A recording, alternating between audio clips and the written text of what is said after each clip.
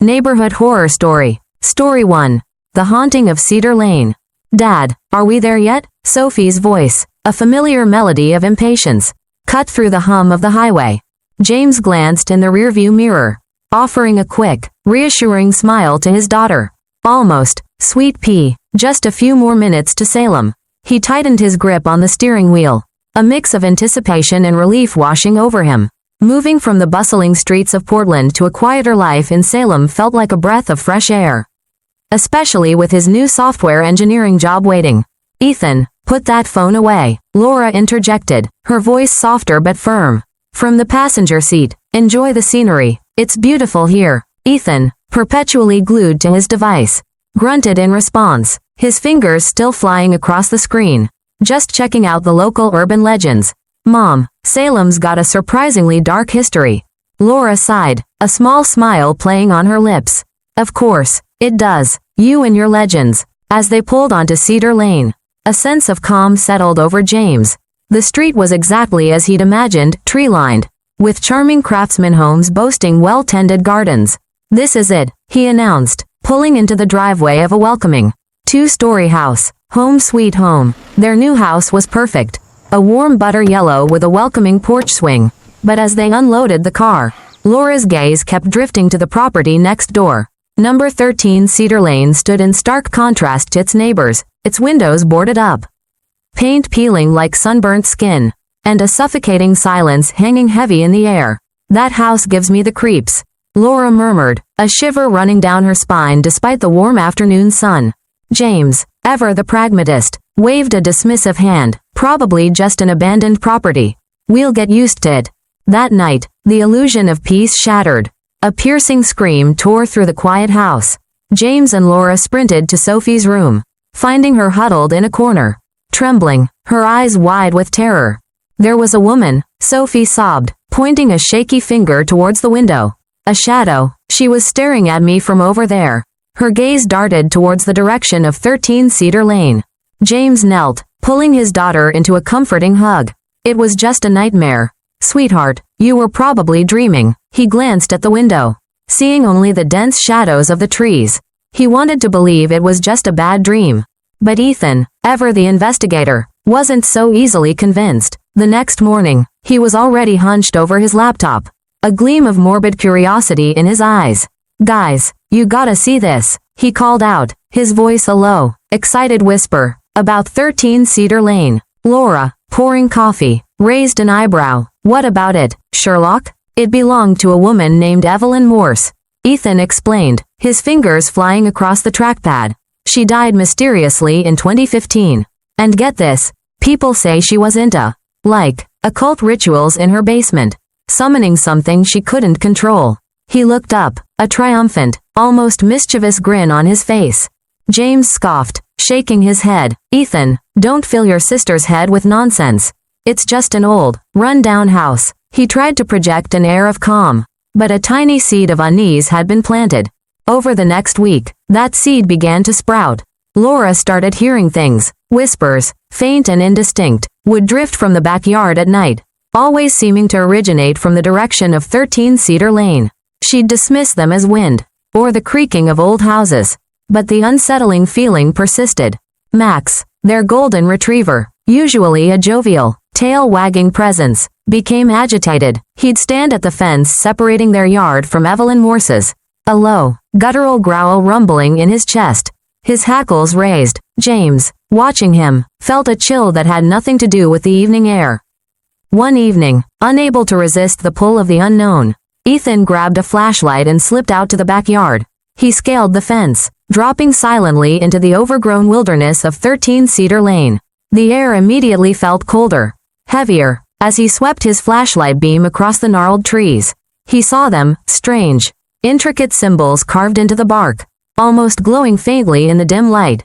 He snapped photos furiously with his phone, a thrill of discovery mixed with a prickle of fear. Suddenly, a gust of impossibly cold wind whipped around him, extinguishing his flashlight. A low, guttural whisper, barely audible but undeniably there, breathed his name, Ethon. Ethan froze, his heart hammering against his ribs. The fear was primal, immediate. He didn't wait, didn't question. He scrambled back over the fence, sprinting back to his house, bursting through the back door, his face pale, gasping for breath. "Ethan, what happened?" Laura rushed to him, her eyes wide with concern.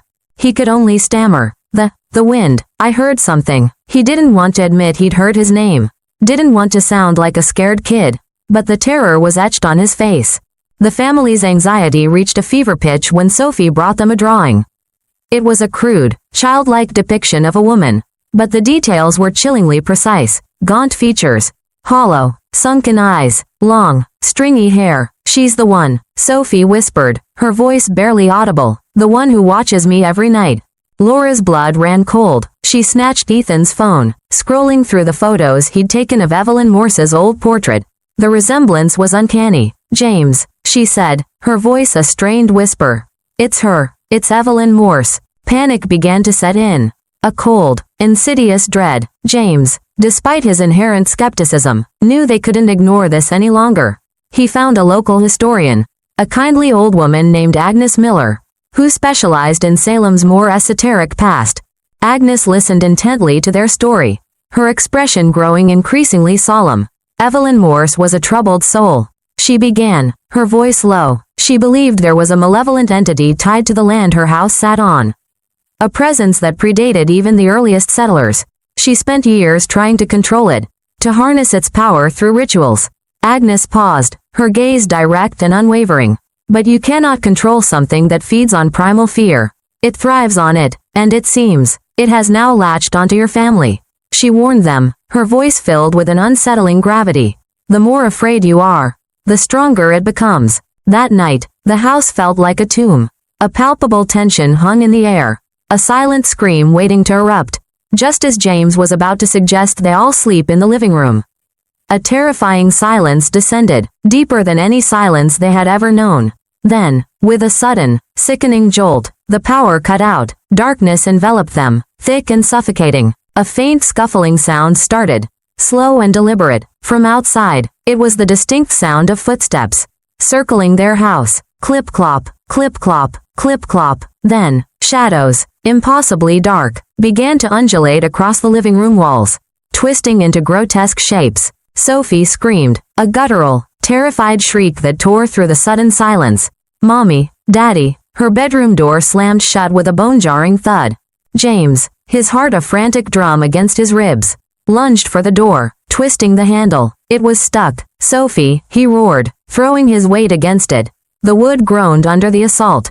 Finally, with a splintering crack, the door flew open. Sophie was huddled in the far corner of her room, tears streaming down her face, her eyes fixed on the closet door. "She tried to pull me," she whimpered, pointing a trembling finger. "The woman, she tried to pull me into the closet." James rushed to her, pulling her into a tight embrace. Laura, her face ashen, scanned the room, her gaze lingering on the closet. There was nothing there, just the usual clothes and toys. But the fear in Sophie's eyes was real, a raw, unadulterated terror. The next morning, the evidence of their ordeal was undeniable. Deep, angry claw marks gouged into the doorframe of Sophie's room, as if something sharp and powerful had tried to pry it open. The sight solidified their decision. They couldn't stay. With a speed born of sheer desperation, the Carters packed what they could, leaving most of their new life behind. They moved into a hotel in Salem. Then a few days later, fled to Eugene, hoping to outrun the shadow that clung to them. But the entity's influence, Agnes had warned, was not bound by physical distance. Laura still heard whispers in quiet moments, a faint, taunting murmur at the edge of her hearing. Ethan's photos from Evelyn Morse's yard, when he dared to look at them, now revealed faint, distorted faces lurking in the background, their features twisted in silent screams. And Sophie's nightmares, the hollow-eyed woman, continued to plague her, vivid and terrifying, a constant reminder of what they had left behind. They were safe, physically, but the haunting of Cedar Lane had become a part of them. A chilling realization that some shadows, once awakened, could never truly be escaped. The silence in their new home in Eugene often felt like a temporary reprieve, a fragile calm before the next storm. They lived with a constant, gnawing question. When would Evelyn Morse's malevolent entity find them again? Or had it never truly left? Story 2. The Shadow of Hollow Road. The old pickup truck, laden with the last of their belongings, rumbled down the narrow, winding asphalt. Almost there, kids, Michael Hayes called out, his voice a low rumble against the truck's engine. He glanced in the rearview mirror, catching a glimpse of Liam, his 17-year-old, looking bored, and Ava, his 10-year-old, wide-eyed and staring out the window. Michael was a mechanic, stoic and practical, and the move from bustling Charlotte to rural Hollow Road, just outside Asheville, was for a new job at a local auto shop. He was ready for the quieter life. Less traffic, more open space. Are you sure this is a good idea? Michael? Sarah, his wife, a nurse with an empathetic heart, asked from the passenger seat. Her brow was furrowed slightly, a telltale sign of her unease. It feels so isolated. It's perfect, Sarah. Fresh air, peace and quiet, Michael replied, trying to sound more convinced than he felt. He trusted what he could see and touch. And this move was purely for practical reasons. As they finally pulled off the main road onto a gravel path, a sprawling, albeit rundown, house came into view. It was a fixer-upper, just as they'd anticipated, but it wasn't their new home that caught Sarah's eye. Her gaze, and then Michael's, drifted to the property next door. A farmhouse, ancient and skeletal, loomed ominously beside their new home. Its warped wooden planks looked like rotting flesh. Windows were dark, some shattered, others boarded haphazardly. The roof sagged in the middle like a broken spine. A suffocating silence seemed to emanate from it, even amidst the chirping of crickets. "Oh, Michael," Sarah whispered, a shiver running down her spine despite the warm North Carolina air. "That house gives me chills." Ava, who had been quiet until now, suddenly piped up from the back seat, her voice small but firm. "I don't like it, Daddy. It feels wrong." She pulled her knees up to her chest, her usually bright eyes clouded with an unusual apprehension. Liam, ever the cynic, scoffed, "It's just an old, abandoned house." Ava, probably full of squirrels. He tried to sound nonchalant, but even he felt a prickle of unease. Michael, always the pragmatist, tried to dismiss their worries. "It's just an old place. Honey, we'll barely notice it once we're settled." He tried to convince himself more than his family. Their first night was filled with the usual chaos of unpacking. The second night, however, brought something different. Liam, restless in his new room, heard it, a soft, rhythmic tapping on his window pane. Tap, tap, tap. He froze, his ears straining. It wasn't the wind. He slowly eased himself out of bed and peered through the curtains. Outside, bathed in the pale moonlight, was only the silhouetted form of the abandoned farmhouse, its dark windows staring back like empty eyes. He saw nothing, but the tapping had been clear. He dismissed it as a branch, despite knowing there were no trees close enough to his window. The next morning, Ava was out in the overgrown yard of their new home. Exploring, she let out a small gasp. Buried just beneath the topsoil, partially revealed by a displaced rock, was a rusted iron charm. It was circular, with strange, intricate runes etched deeply into its surface. Foreign and unsettling, she brought it to Sarah, her small hand clutching it tightly. "Mommy, what is this?" Ava asked, her voice barely a whisper, her eyes wide with a mixture of curiosity and apprehension. Sarah examined the charm, her brow furrowed. It felt oddly cold in her hand. Later that day, at the local hospital, she found herself asking a coworker, an older nurse named Betty, about the history of the dilapidated farmhouse next door. Betty's eyes widened slightly. "Oh, honey, you moved in next to old man Caleb's place? Bless your heart." She lowered her voice, leaning in conspiratorially. "He was a strange one. Caleb, a hermit, lived there until 2005. Folks around here say he was deep into Appalachian folklore. The real dark stuff. Made a pact with some kind of forest spirit, they say, to protect his land. But the whispers, they say his death wasn't natural. That whatever he summoned, it eventually turned on him." Betty shuddered, clearly unnerved by her own tale. Sarah thanked her, but a cold knot formed in her stomach. A pact with a forest spirit. The words echoed in her mind, chilling her to the bone. The weird occurrences intensified. Michael, usually meticulous with his tools, found them rearranged in his new garage. Not just messy, but in strange, geometric patterns on his workbench. Wrenches forming circles, screwdrivers pointing outwards. He'd scratch his head, rearrange them, only to find them back in the same inexplicable patterns the next day. Just tired, I guess, he muttered to himself, trying to rationalize it. Sarah started waking up in the dead of night, not to screams, but to a low, rhythmic chanting. It seemed to drift from the direction of the farmhouse. A deep, guttural sound that resonated in the quiet of the night. She'd sit bolt upright, heart pounding, listening, but when she'd go to the window, the farmhouse would be dark, silent, no one was there. She tried to tell Michael, but he just patted her hand. Stress, honey, new job, new house. Liam, despite his initial skepticism, decided to take matters into his own hands. If there's something out there, my camera will catch it, he declared. He set up his trail camera near the property line, hidden amongst the dense undergrowth, pointing towards the farmhouse. The next morning, he eagerly checked the footage. Most of it was just trees swaying in the wind, or a stray deer. Then, at 3 a.m., the footage became unsettling. A blurred, humanoid shape moved quickly through the trees near the farmhouse, too fast to properly discern features. But its eyes, 2 points of faint, unsettling light, glowed unmistakably in the darkness. Liam's jaw dropped. He replayed it, zoomed in, but it was still just a distorted, ghostly figure. His skepticism wavered, replaced by a cold dread. The most unnerving change, however, was Ava. She started sleepwalking. Every night, around the same time, she'd quietly get out of bed and, like a somnambulist, would make her way downstairs, always moving slowly towards the back door, towards the farmhouse. She'd murmur words no one understood. A low, ancient-sounding cadence, her eyes open but unseeing. Sarah would gently guide her back to bed, her heart aching with worry for her sensitive daughter. One stormy night, the full force of the Appalachian Mountains seemed to descend upon Hollow Road. Rain lashed against the windows, thunder cracked overhead, and the wind howled like a banshee. Suddenly, a deafening wail tore through the night, a sound that seemed to come from deep within the abandoned farmhouse. Vibrating through the very ground, windows in their new home rattled violently, as if struck by an invisible fist. Ava, already awake from the storm, let out a piercing scream. "He's here," she shrieked, pointing wildly towards the farmhouse.